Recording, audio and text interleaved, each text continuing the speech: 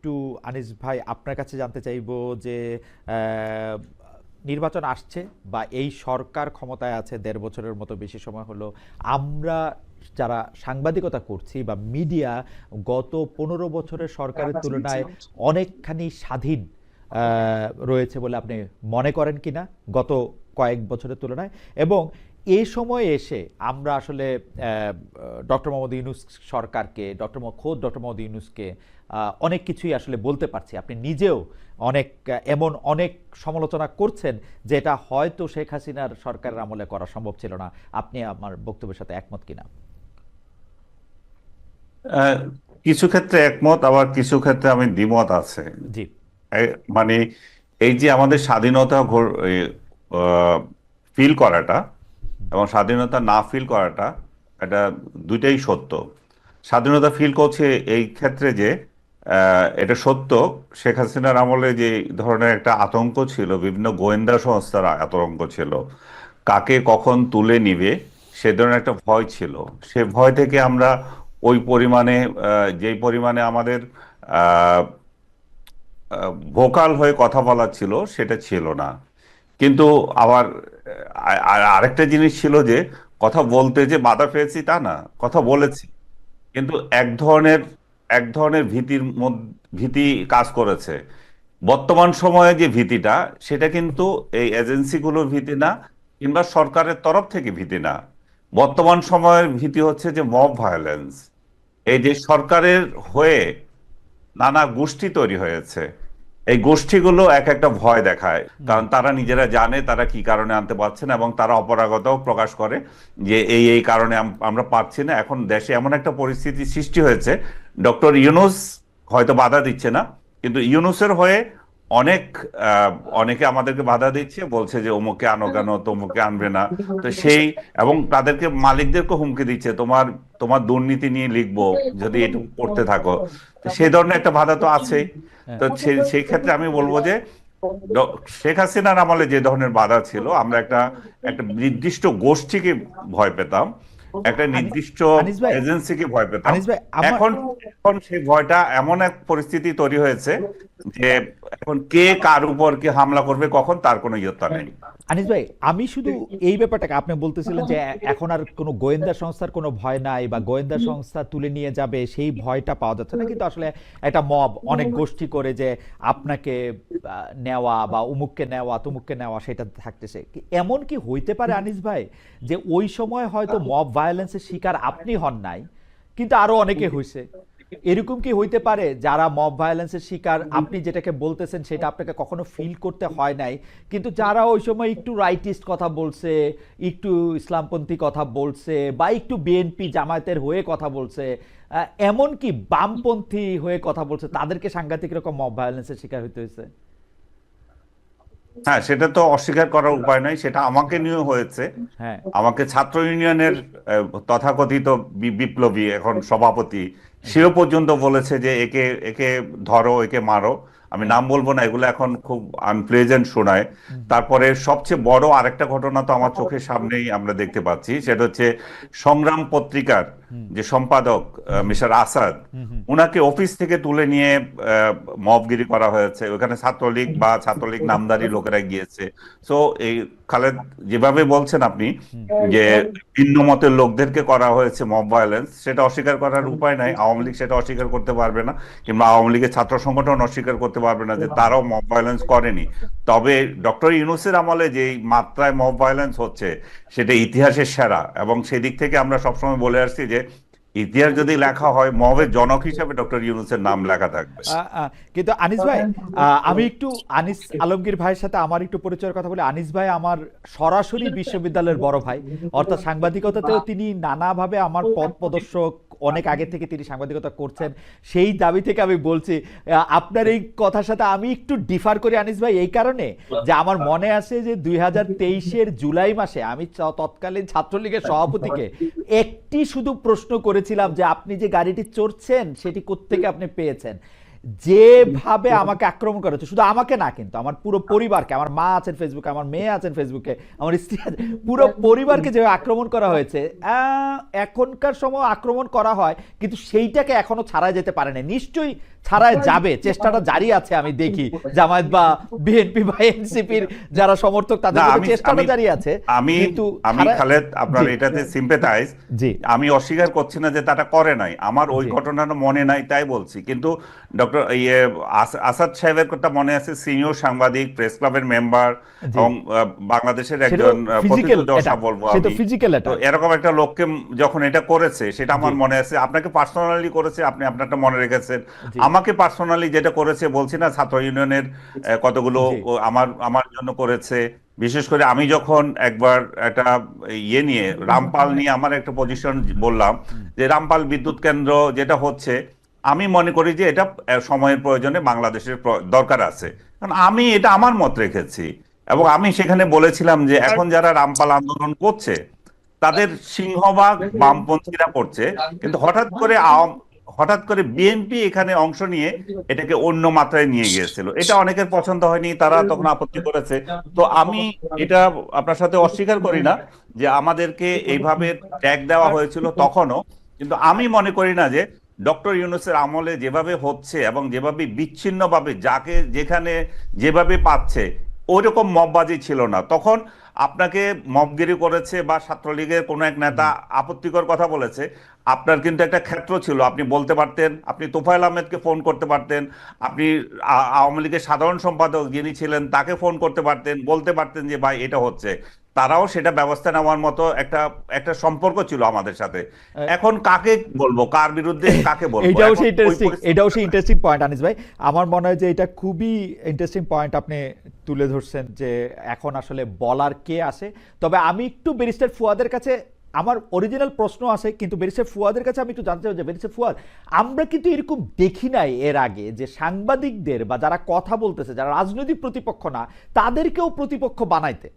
এইটার কারণটা কি আসলে? মানে সাংবাদিকরা তো আসলে হ্যাঁ, আপনি বলতে পারেন 15 বছর ধরে শেখ হাসিনার সামনে সাংবাদিকরা খুবই নতজানু ভূমিকা রাখছে, কিন্তু নতজানু ভূমিকা রাখে নাই এরকম সাংবাদিকতা তো আছে।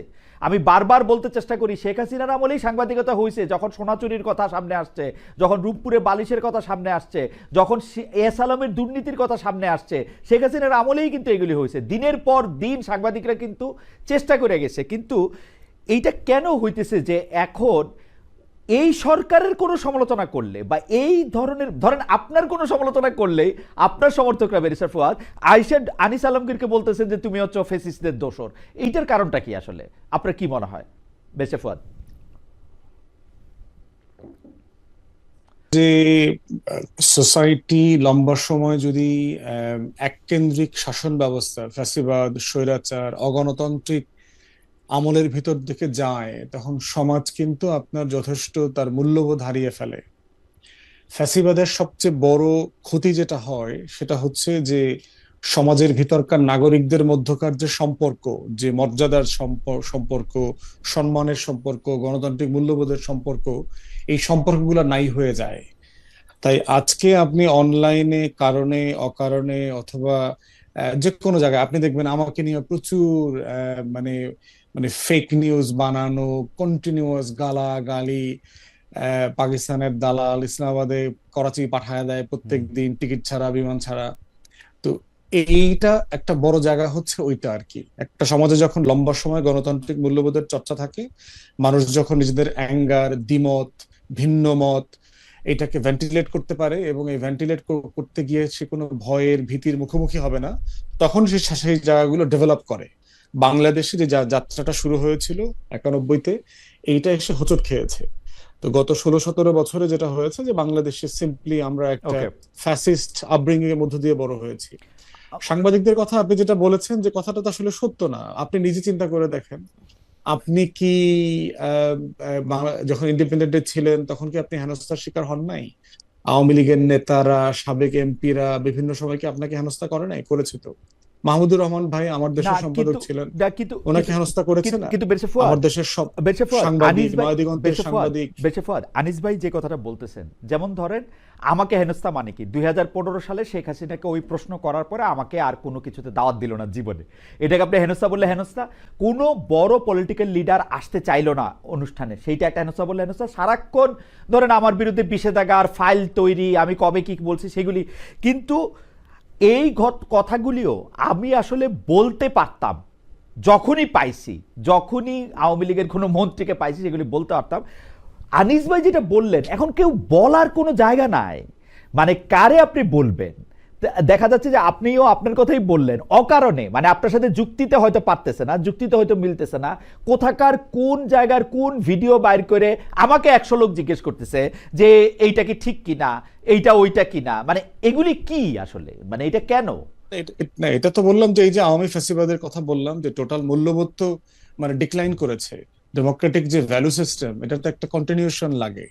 একটা জেনারেশন যখন আপনি তাকে সাপ্রেস করে রাখবেন, সে যখন তার অ্যাঙ্গার ভেন্টিলেট করতে পারবে না, দ্বিমত ভেন্টিলেট করতে পারবে না, তখন তো সে সুডো মানে আইডি খুলে আপনাকে, আমাকে অথবা অন্য কাউকে সে এটা করবে। অতএব এই জিনিসটার দায় হইলো পুরো ফ্যাসিবাদকে নিতে হবে। গণজাগরণ মঞ্চ কি একটা মব না বলেন? এখান থেকে কি বাংলাদেশে হাজার হাজার কোম্পানির তালিকা করা হয়নি? প্রত্যেক দিন অমুক ইসলামী ব্যাংককে ধরো, ইসলামী ব্যাংক হাসপাতাল ধরো, অমুক কোম্পানিকে অ্যাটাক করো, অমুক কোম্পানি ভাঙো, আমার দেশ জ্বালায়া দাও, নয়াদিগন্ত জ্বালায়া দাও, সংগ্রাম জ্বালায়া দাও, এগুলো কি মব ছিল না? আজকে এই যে আনিস ভাই বলছে না যে আমি তোফায়েল আহমেদ সাহেবকে ফোন করতে পারতাম, আমরা কি পারতাম? যারা বিএনপি জামাত না, করেছে, আমি যারা সেই আওয়ামী প্রশ্নটা লীগের রাজনীতি আমি করে আমি নাই, আমি আমি তারা আমি কি সেই করতে প্রশ্নটা পারতো? করেছি, আমি ইভেন সেই খালিদ প্রশ্নটা ভাই করেছি। চিন্তা করেন, আপনি যদি বেক্সেমকো অথবা সালমান এফ রহমানের প্রতিষ্ঠানে না কাজ করতেন, আপনি কি এই লেভেলের অ্যাকাউন্টেবিলিটির সাংবাদিকতা করতে পারতেন? এটা কি আপনার দিগন্ত টিভির না, সাংবাদিকরা এই লেভেলের সাংবাদিকতা করতে আমার পারতো? কাছে মনে হয় যে বেশে ফুয়াদ, এই প্রসঙ্গটা নিয়ে আমরা নিশ্চয়ই আরেকদিন আলাপ করব। তবে আমার কাছে মনে হয় যে বাংলাদেশের এমন কোন টেলিভিশন ছিল না, আমি যে সময় সাংবাদিকতা করেছি 12 থেকে 19, যাদের সাথে শেখ হাসিনার সরকারের খুবই ঘনিষ্ঠ সম্পর্ক ছিল না। মানে এটা আমি যদি আজাদ সাহেবের টেলিভিশনে কাজ করতাম, আপনি আমার একই কথা বলতেন। আমি যদি বসুন্ধরাতে কাজ করতাম, একই কথা বলতেন। যমুনায় কাজ করতাম, আপনি আমার একই কথা বলতে পারতেন। যারা যমুনা, বসুন্ধরা, আজাদ ভাই টিভিতে কাজ করেছে, একটু পার্থক্য আছে খালিদ ভাই, একটু পার্থক্যের জায়গা হচ্ছে আপনার স্বাধীনতাটা আপনি মেনটেন করছেন, সেটা আপনি এটাও এটা জানতেন আমার অর্জন। যে কিন্তু একে আজাদ এইটাতে যখন আপনি বলেন যে এটা সালমান এফ রহমানের টিভিতে কাজ করছি বলে, আমি এটা মানতে রাজি না। আমার চেয়ে বেশি সম্পর্ক দুইটাই আছে এখানে, দুইটা না, উপকরণই আছে। যমুনা টিভি, একটা হচ্ছে যমুনা আপনি টিভি, স্বাধীন বসুন্ধরা থাকতে টিভির চাইছেন, সম্পর্ক আজাদ সাহেবের সম্পর্ক শেখ হাসিনার চেয়ে কোনো অংশে কম ছিল না। এস আলমের টিভি ছিল না, তারপরে ধরেন এস আলমের টিভি ছিল না, ক্ষমতার পার্থক্য, এস আলমের টিভি ছিল ক্ষমতার না। পার্থক্য তো আছে, ওকে, ছিল। কিন্তু আপনার ধরেন এস আলমের সাথে তো আপনি সালমান এফ রহমানের তুলনা করতে পারবেন না এস আলম ক্ষমতার জায়গা থেকে। একটা পর্যায়ে এস আলম ওয়াজ মোর ক্লোজ টু শেখ হাসিনা। এটার প্রমাণ আমরা নানাভাবে আরো সামনে দেখব, হতে পারে, আরো সামনে এটা দেখব, দুটো উপকরণই আছে। আরো সামনে মানে দেখব। যারা ধরেন স্বাধীন থাকতে চেয়েছে, জি, আবার ওই একটা রিজনেবল প্রোটেকশন ছিল ব্যাক অফ মাইন্ড, সেই জায়গাটার একটা কম্বিনেশন আপনার মধ্যে ছিল। অধিকাংশ জায়গাতেই সবাই সেলফ সারেন্ডার করে ফেলছে, সে স্বাধীনও থাকতে চায় না, শুধু চাকরি করেছে। সাংবাদিকতা তো চাকরি না, ইটস বিয়ন্ড এই প্রফেশন, এটা বিয়ন্ড এমপ্লয়মেন্ট। ওকে। সেই জায়গাটা আপনি করতে পেরেছেন বলেই তো আজকে আপনি এখনো টিকে আছেন, আপনি বাংলাদেশে না, এসে আরো ঘুরে গেছেন। আরো বাক- আরো আরো আরো অনেকে নিশ্চয়ই আরো অনেক বেশি ভালোভাবে করছে। কিন্তু বেশে ফুয়াদ, আমি আজকের প্রশ্নে আসি। বেশে ফুয়াদ, ইলেকশন হবে কি হবে না সেটি একটি খুব সব মানুষের মনে প্রশ্ন। আমি সেই প্রশ্নটি আপাতত আনিস ভাইয়ের জন্য তুলে রাখি। আনিস ভাইয়ের কাছে শুনে এটা আপনার কাছে শুনবো। কিন্তু আমি প্রথমে এবি পার্টির অবস্থান জানতে চাই। এবি পার্টি কেমন মনে করতেছে যে এইবারের ইলেকশনে এবি পার্টি তার মতামত নিয়ে কতটা জনগণের কাছে পৌঁছাতে পারলো, বা এবি পার্টি কি ধরনের রাজনৈতিক জোটের কথা ভাবছে কিনা, যদি ভেবে থাকে। আগে এবি পার্টির কথা আমরা একটু শুনি, বেরেশা ফুয়াদ। প্রথম কথা হচ্ছে যে আমরা আপনার এখন পর্যন্ত 109টা আসনে প্রার্থিতা ঘোষণা করেছি। এর ভিতরে সবাই যার যার সামর্থ্য মোতাবেক প্রচারণা করছে। 25-30টা আসনে আপনার খুবই অ্যাক্টিভলি প্রচারণা করছে, এবং তারা ন্যাশনাল স্ট্যান্ডার্ডে সংসদ সদস্য হবার যোগ্য মানুষ। আমাদের আর্থিক সামর্থ্যে ঘাটতি আছে, আমাদের লোকবলে ঘাটতি আছে, সাংগঠনিক স্ট্রেংথে ঘাটতি আছে, কিন্তু আমাদের সক্ষমতা মোতাবেক আমরা সেই ক্যাম্পেইন করে যাচ্ছি। আমাদের রাজনৈতিক বক্তব্যটা গত 5-6 বছর থেকে আমরা দিয়ে আসছি যে বাংলাদেশে দেখবেন যে গত লম্বা সময় 3 দশকের উপর থেকে বিকল্প ধারার রাজনীতি, তৃতীয় ধারার রাজনীতি, সংস্কার, নতুন ধারার রাজনীতি, এই শব্দগুলো কিন্তু যথেষ্ট আলোচিত শব্দ।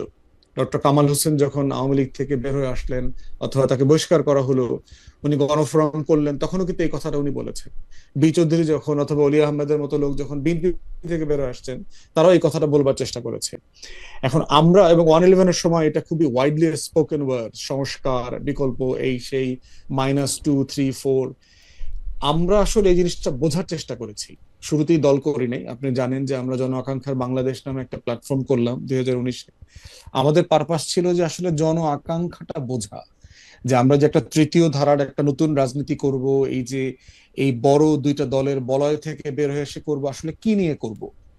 এবং ওই একটা বছর 19 এপ্রিল থেকে 20 মে পর্যন্ত, আপনার একটা বছর আমরা প্রায় 1100 থেকে 1200 মিটিং করেছি সারা বাংলাদেশে এবং বিদেশে, যেখানে বাংলাদেশি প্রবাসীরা থাকেন, যেখানে এই এলাকাগুলোতে আমরা অনেকগুলো দেশ ভ্রমণ করেছি গ্রুপ করে করে, যেখানে নতুন রাজনীতি ডেভেলপ করেছে।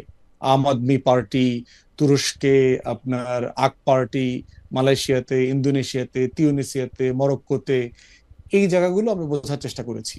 এবং আমরা কিছু অনুসিদ্ধান্তে আসছি তখন, যে আসলে বাংলাদেশের তৃতীয় ধারার রাজনীতিতে আকাঙ্ক্ষাটা কি।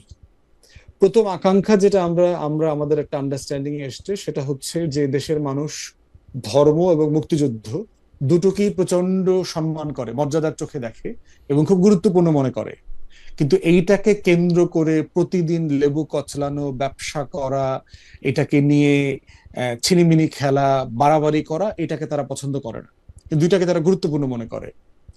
দ্বিতীয়ত হচ্ছে, দেখলাম যে অতীতের ব্যাপারে তাদের একটা শ্রদ্ধার জায়গা আছে, রাজনৈতিক বিভিন্ন দলের নেতাদের ব্যাপারে হুম তাদের হুম। সম্মান আছে, কিন্তু প্রতিনিয়ত অতীতকে টেনে নিয়ে আসা, রাজনৈতিক নেতাদেরকে মাজারে, তার কবরগুলোকে মাজারে পরিণত করা, মন্দিরে পরিণত করা, দরগায় পরিণত করা, এই দরগা বিক্রির যে রাজনীতি, এটা আসলে মানুষজন পছন্দ করে না, দেখতে চায় না এটা। তৃতীয়ত যেটা দেখলাম সেটা হচ্ছে যে আমাদের একটা অনুসিদ্ধান্ত যেটা আসছে, মানুষ চায় প্রতিনিয়ত তাদের জীবনের সমস্যাগুলোকে যেন আমরা অ্যাড্রেস করি, রাজনৈতিক দলগুলো যেন তর্ক বিতর্ক আমরা আলাপের মধ্য একটু দিয়ে একটু এগুলোকে অ্যাড্রেস সংক্ষিপ্ত, করে। একটু যদি সংক্ষিপ্ত করেন বেশা ফুয়াদ এই পর্যায়ে। তো সেই জায়গাতে বটম লাইন হচ্ছে, এবি পার্টির রাজনীতিটার মেসেজ হচ্ছে ওইটাই, যেটাকে আমরা আমাদের টোকেন ওয়ার্ড বলি, যে আমরা বাংলাদেশকে একটা কল্যাণ রাষ্ট্র বানাতে চাই, আমরা পলিসি বেস পলিটিক্স করতে চাই। অতীতমুখিতা, অতীতের বাড়াবাড়ি চর্চা, অতীতের কে নিয়ে খুব বেশি মানে পূজার জায়গাটা না বানায়, আমরা হচ্ছে ভবিষ্যতের বাংলাদেশ বিনির্মাণের যে ক্রাক্স, সেবা এবং সমস্যা সমাধানের রাজনীতি, এটা করতে চাই। ওকে এবং সেখানে আমাদের গবেষণাতে আমরা 21টা ইস্যু আইডেন্টিফাই করেছি, যেটা দেশের মানুষ চায় আমরা অ্যাড্রেস করি। ওকে। 21টা টপিক, এবং 21টা টপিক নিয়ে আমরা পলিসি পেপারও তৈরি করেছি। আমরা আমরা একটু বেরিশা ফুয়াদ একটু খালি আপনাকে নোকটা দিয়ে রাখি যে আপনারা এই রাজনীতির ক্ষেত্রে যে 21টা টপিক হোক বা যে 3টা বিষয় নিয়ে আপনারা জন আকাঙ্ক্ষা করতে পর্যবেক্ষণ করতেছিলেন সেগুলি হোক, সেগুলির মধ্যে শুধুমাত্র পপুলিস্ট ধারণাগুলি বজায় রাখতেছেন কিনা, মানে যখন যেটা মানুষ জনপ্রিয় হইতেছে বা যখন যেটা মানুষ চাইতেছে সেইটাই আসলে বলতে চেষ্টা করতেছেন কিনা, সেটা ভুল হোক কি সঠিক হোক সেটার জায়গা থেকে সেই ব্যাপারটাও আপনার কাছ থেকে আমরা একটু শুনবো, যে আপনাদের আসলে জনতুষ্টিমূলক এক ধরনের রাজনীতি, যে রাজনীতিটা যে কোনো সময় যে কোনো পাত্রে রাখলে ফিট ইন হয়ে যাবে, ওরকম একটা রাজনীতি আপনারা করতেছেন কিনা আমরা এটা শুনবো।